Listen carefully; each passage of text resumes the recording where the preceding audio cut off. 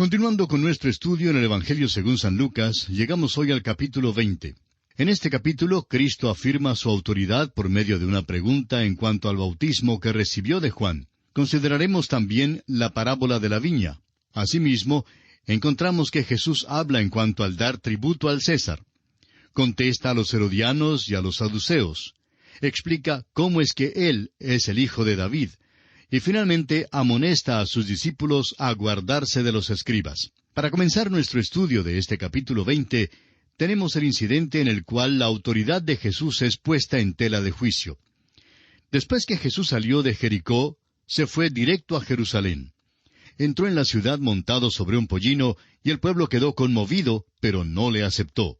Al contrario, esa misma multitud que cantaba «Hosana», más adelante en esa misma semana gritaba «Crucifícale». Luego limpió el templo y lloró en cuanto al futuro de Jerusalén. Y ahora lo vemos en esta ciudad donde tiene su encuentro final con los príncipes religiosos. Este grupo incluía a los herodianos, a los fariseos y a los saduceos. Leamos pues los primeros 3 versículos de este capítulo 20 de San Lucas. Sucedió un día que enseñando Jesús al pueblo en el templo y anunciando el Evangelio, llegaron los principales sacerdotes y los escribas con los ancianos, y le hablaron diciendo, «Dinos, ¿con qué autoridad haces estas cosas? ¿O quién es el que te ha dado esta autoridad?» Respondiendo Jesús les dijo, «Os haré yo también una pregunta. Respondedme». El Señor Jesús entró en el templo todos los días y enseñó hasta cuando fue arrestado en el tiempo de la Pascua. Como ya lo hemos visto en otras ocasiones, Jesucristo acostumbraba a emplear el método socrático de contestar una pregunta, es decir, haciendo otra pregunta. Y esta era su pregunta que aparece en el versículo 4 de este capítulo 20 de Lucas. El bautismo de Juan, ¿era del cielo o de los hombres? Esta era una pregunta que los príncipes religiosos no pudieron contestar. Tenían que juntarse secretamente para decidir una respuesta. Ahora notemos lo que sigue en los versículos 5 al 8 de este capítulo 20 de San Lucas. Entonces ellos discutían entre sí diciendo, «Si decimos del cielo, dirá, ¿por qué pues no le creísteis? Y si decimos de los hombres, todo el pueblo nos apedreará, porque están persuadidos de que Juan era profeta». Y respondieron que no sabían de dónde fuese. Entonces Jesús les dijo, «Yo tampoco os diré con qué autoridad hago estas cosas».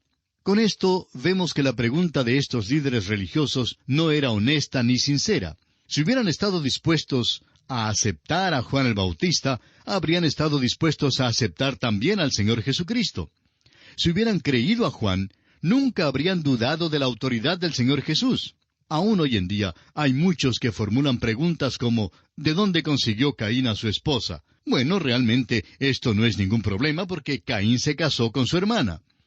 Creemos que cuando los hombres hacen preguntas de este tipo, o bien son creyentes simples que no han estudiado la palabra de Dios como debieran, o están haciendo una pregunta engañosa. Tiene que ser una de estas dos cosas porque hay una pregunta que surge antes de hacer una pregunta de este tipo, y esa pregunta es, ¿cree usted la palabra de Dios? Caín tuvo que casarse con su hermana. Ahora, si no se casó con su hermana, ¿quién más había por allí con quien él pudiera casarse? Amigo oyente, Dios espera que utilicemos la cabeza, que usemos nuestra inteligencia y nuestro sentido común. Y el problema hoy en día es que hay mucha gente que cuando se acerca a la Biblia deja su cabeza en alguna otra parte. Y necesitamos usar nuestra cabeza, porque la Biblia responderá al bueno y consagrado sentido común. El Señor, pues, respondió a esta pregunta y diremos que la respondió no respondiéndola. Si estos príncipes religiosos hubieran sido sinceros, habrían recibido una respuesta. Pero ellos simplemente no querían creer la verdad. Ese era el problema con ellos. Y llegamos ahora a la parábola de la viña, una parábola que también aparece en Mateo y en Marcos, y por eso no entraremos en muchos detalles al considerarla. Leamos los versículos 9 hasta el 16 de este capítulo 20 de San Lucas. Comenzó luego a decir al pueblo esta parábola. Un hombre plantó una viña, la arrendó a labradores y se ausentó por mucho tiempo. Y a su tiempo envió un siervo a los labradores para que le diesen del fruto de la viña. Pero los labradores le golpearon y le enviaron con las manos vacías. Volvió a enviar otro siervo, mas ellos a éste también, golpeado y afrentado, le enviaron con las manos vacías. Volvió a enviar un tercer siervo, mas ellos también a éste echaron fuera, herido. Entonces el señor de la viña dijo, ¿qué haré?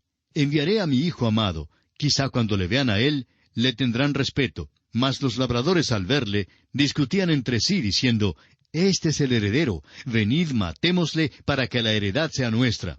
Y le echaron fuera de la viña, y le mataron. ¿Qué pues les hará el señor de la viña? Vendrá y destruirá a estos labradores, y dará su viña a otros.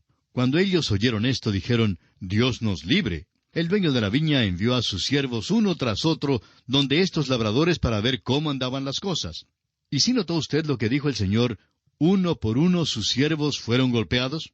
De la misma manera, Dios envió profeta tras profeta a Israel, pero todos fueron rechazados. Muchos de ellos fueron muertos a pedradas. Y así fue como nuestro Padre Celestial decidió entonces enviar a su Hijo Jesucristo.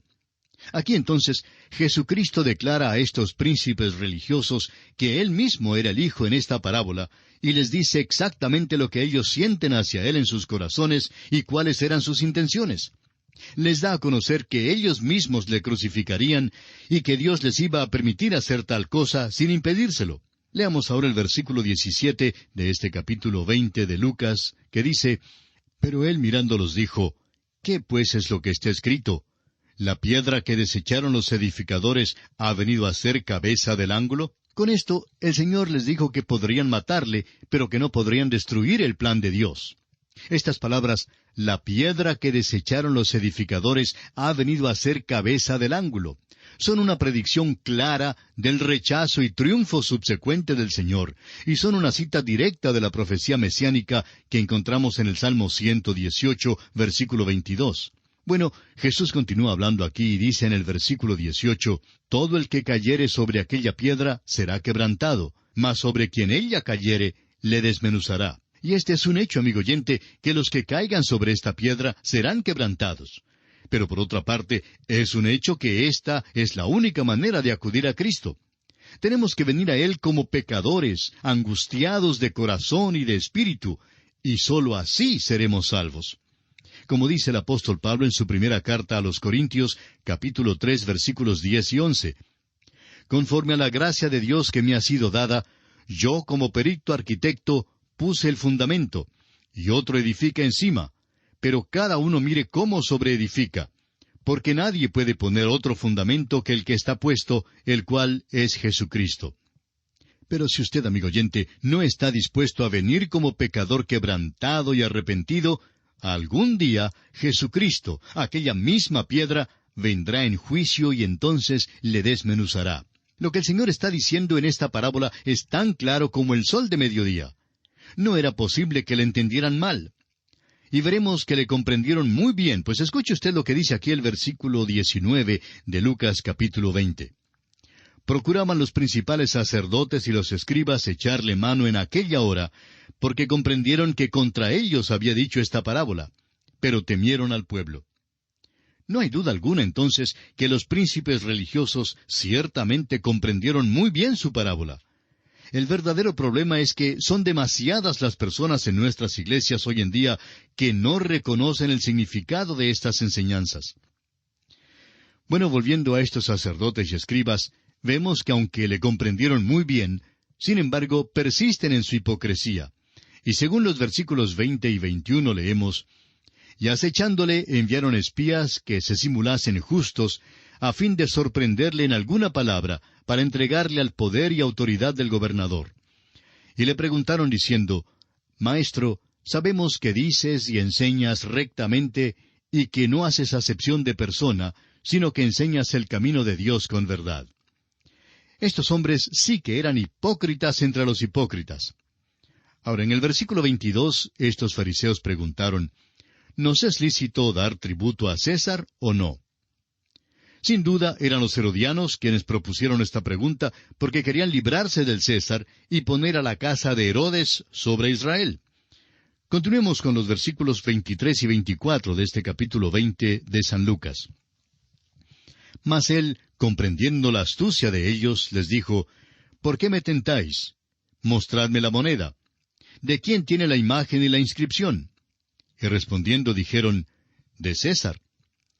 La pregunta de los herodianos era una pregunta malintencionada, cuyo único propósito era atrapar a Jesús. Ahora, si Jesús hubiera contestado que sí, que era lícito pagarle tributo a César, entonces habría tenido que abandonar sus pretensiones o reclamaciones de ser el Mesías. Por otra parte, si hubiera dicho que no era lícito pagar tributo a César, entonces estaría expuesto al peligro de ser arrestado por sedicioso. Ahora, el método que Jesús adoptó para tratar esta pregunta es sumamente interesante. En primer lugar, puso en tela de juicio el derecho de estos dirigentes religiosos de tentarle. Les dijo, ¿por qué me tentáis? Luego pidió un denario romano. ¿Por qué pidió uno? Pues porque Jesús no tenía dinero. Y así él usó el dinero de ellos, y más que eso, creemos que así les demostró con una lección objetiva que ellos mismos estaban usando el dinero del César. Conozcamos ahora la sabia respuesta de Jesús a esta pregunta maliciosa en el versículo 25. Entonces les dijo, pues dad a César lo que es de César, y a Dios lo que es de Dios.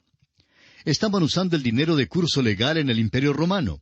El Imperio Romano les daba ciertas ventajas y privilegios. Mediante su sistema legal, Roma mantenía la ley y el orden y brindaba su protección a sus súbditos. Roma construyó y mantuvo extensos sistemas de carreteras y mantuvo también abiertas las vías navales. El imperio tenía un sistema universal de moneda corriente, lo que por supuesto era de mucha ayuda en los negocios. Es natural entonces que los súbditos debieran a Roma algo por el uso de la moneda, las carreteras y por la ley y el orden que imponía. No había argumento alguno entonces de que al César le debían algo. Pero Cristo les recordó que a Dios también le debían algo, porque Él proveía para todas las necesidades básicas: la luz, el aire, el agua y los elementos necesarios para hacer las carreteras y las monedas. Hay dos áreas de nuestra vida de las cuales somos responsables. El hombre tiene tanto una obligación terrenal como una obligación celestial. Tiene responsabilidad física y responsabilidad espiritual. Los ciudadanos del cielo deben pagar sus impuestos acá en la tierra. Pero los peregrinos aquí deben depositar riquezas eternas en el cielo. No existe el buen ciudadano del cielo que no sea también un buen ciudadano aquí en la tierra. Volviendo ahora a nuestro relato, vemos que los herodianos terminan su interrogatorio y vienen entonces ciertos saduceos con otras preguntas. Leamos el pasaje comprendido entre los versículos 27 al 38 de este capítulo 20 que estamos estudiando aquí en el Evangelio según San Lucas.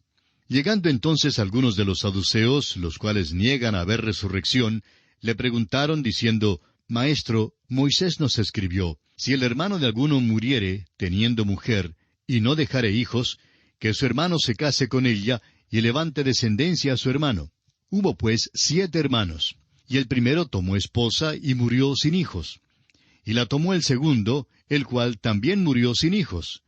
La tomó el tercero, y así todos los 7, y murieron sin dejar descendencia. Finalmente murió también la mujer. En la resurrección, pues, ¿de cuál de ellos será mujer, ya que los 7 la tuvieron por mujer? Entonces, respondiendo Jesús, les dijo, los hijos de este siglo se casan y se dan en casamiento, mas los que fueren tenidos por dignos de alcanzar aquel siglo y la resurrección de entre los muertos, ni se casan ni se dan en casamiento, porque no pueden ya más morir, pues son iguales a los ángeles y son hijos de Dios al ser hijos de la resurrección.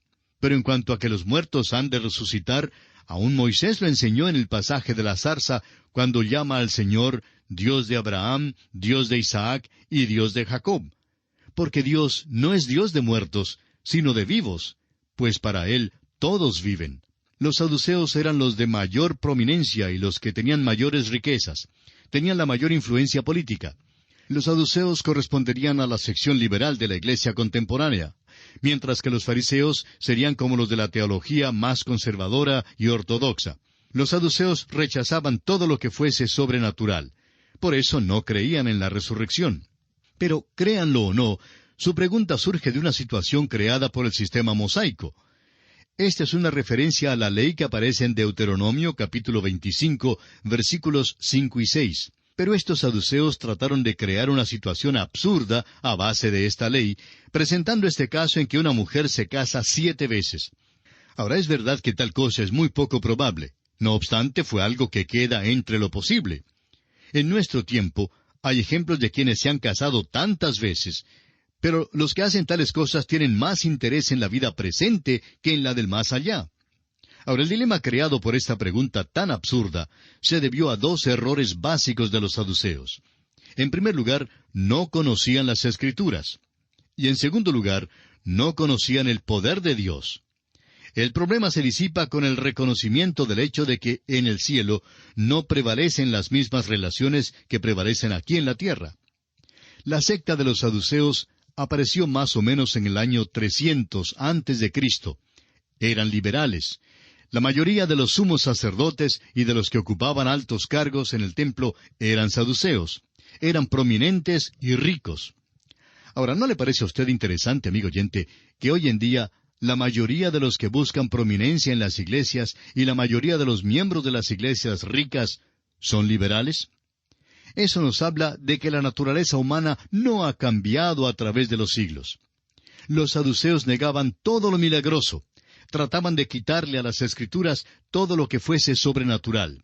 Estaban en conflicto directo con los fariseos, quienes sí creían en lo sobrenatural. Los saduceos nunca aceptaron la infalibilidad de las Escrituras. Hay una analogía muy notable entre las creencias de los saduceos y el liberalismo teológico de hoy en día. Los hombres más intolerantes que se haya conocido son liberales en su teología. El liberalismo es una divergencia del cristianismo histórico. Ahora, en cuanto al conservatismo y el liberalismo teológico, el doctor Louis Berkhoff ha dicho, «La diferencia es tan grande entre dos puntos de vista que uno de los dos tendrá que abandonar el término cristiano». Y creemos que el liberal no es cristiano de ninguna manera, pues no está realmente interesado en seguir a Cristo ni en ser su discípulo. Muchas iglesias ya no deben ni siquiera llamarse cristianas. Deben llamarse clubes religiosos o algo por el estilo, porque en realidad no son cristianas. Hubo un tiempo en que los que no habían nacido de nuevo, los no creyentes, permanecían fuera de la iglesia, siendo que negaban la autoridad de la Escritura, la deidad de Cristo y lo sobrenatural, eran considerados como infieles y escépticos. Pero ahora muchos de ellos se encuentran detrás de los mismos púlpitos de las iglesias. Todavía son infieles y escépticos y siguen negando la deidad de Cristo y lo sobrenatural. Pero hoy en día han entrado en la iglesia sin que los cristianos se dieran cuenta. Tal como lo hicieron los saduceos, los liberales de hoy en día han sido muy hábiles políticos y han conquistado mucho también. Los saduceos, pues, eran los enemigos más enconados que tenía Cristo. Y fueron también los principales instigadores de la primera y cruel persecución que sufrió la iglesia. Todos los enemigos de Cristo perseguían un mismo propósito, la crucifixión de Jesús. Y fue así como los fariseos se unieron a sus adversarios tradicionales, los saduceos, para conseguirlo. El hecho es que los fariseos fueron los líderes en la persecución del Señor Jesucristo. Pero después de la muerte del Señor, los fariseos desistieron de su afán de perseguir. Ya no tenían interés en perseguir a Cristo ni a sus seguidores. Los saduceos, en cambio, continuaron con la persecución de la iglesia. Ahora se puede leer en cuanto a esta persecución en los capítulos 3 y 4 del libro de los Hechos de los Apóstoles. Los liberales del día presente hablan muchísimo en cuanto a la unidad de las iglesias, pero a la vez han causado la división más grande que la iglesia jamás haya conocido. La resurrección fue la prueba decisiva que confrontó a los saduceos, y es también la prueba decisiva que confronta al liberal de hoy. Sin embargo, ambos insisten en que no creen en una resurrección literal. Es interesante notar que no hay ningún relato en las Escrituras en cuanto a algún saduceo que hubiera llegado a Cristo para recibir la salvación. Se nos dice que un fariseo llamado Nicodemo fue convertido. También un rico llamado José de Arimatea aceptó a Cristo como su Salvador. En Hechos capítulo 6, versículo 7 leemos, «Y crecía la palabra del Señor, y el número de los discípulos se multiplicaba grandemente en Jerusalén. También muchos de los sacerdotes obedecían a la fe». ¿Se fijó usted? Muchos de los sacerdotes llegaron a ser creyentes, pero no hay ninguna constancia de que algún saduceo hubiera llegado a ser cristiano. Bueno, amigo oyente, se nos acabó el tiempo, así es que tenemos que detenernos aquí por esta oportunidad. Continuaremos, Dios mediante, con este interesante tema en nuestro próximo programa. Que Dios le bendiga Es nuestra ferviente oración.